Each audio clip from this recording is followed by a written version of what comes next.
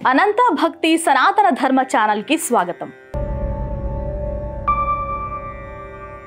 సూఫీ గురువుల్లో జున్నూన్ ప్రముఖుడు. ఆయన గొప్పతనాన్ని విని ఆయనకు శిష్యులుగా ఉండాలని ఎందరో వచ్చేవారు. తమను శిష్యులుగా చేర్చుకోవాలని ప్రాధేయపడేవారు.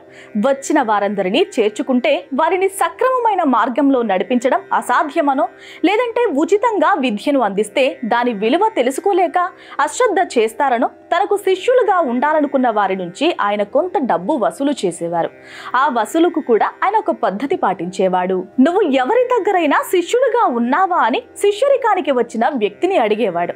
లేదు అని అతను సమాధానమిస్తే తను నిర్ణయించిన సాధారణ రుసుము ఇవ్వమనేవాడు. అవును, నేను కొంతకాలం మరో గురువు దగ్గర శిష్యుడిగా ఉన్నాను అని చెబితే ఎంతకాలం ఉన్నావని ప్రశ్నించేవాడు జున్నూన్. 1 సంవత్సరం అని అతను బదులిస్తే సాధారణ రుసుము కన్నా 2 ఇవ్వాలంటూ అనేవాడు.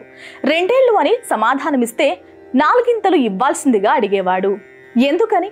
అక్కడ ఎంతో కొంత ఇప్పటికీ నేను తెలుసుకున్నాను కదా, రుసుము తగ్గించాలి కానీ ఇంకా ఎక్కువ అడుగుతున్నారే అని అవతలి వ్యక్తి ప్రశ్నిస్తే గనుక సరాసరి మొదటే నా దగ్గరకు వచ్చిన వ్యక్తికి నాకు తెలిసినది బోధిస్తే అతను దాన్ని గ్రహించడం ఆచరించడం సులభం.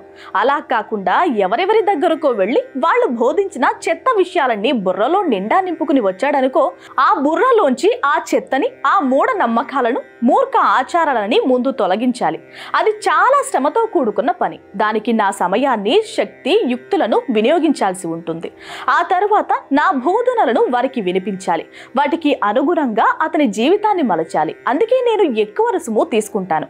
అతను ఇతరుల దగ్గర ఎన్ని సంవత్సరాలు శిష్యుడిగా ఉంటాడో అంత ఎక్కువ చెత్త విషయాలు అతనిలో పేరుకుపోతాయి.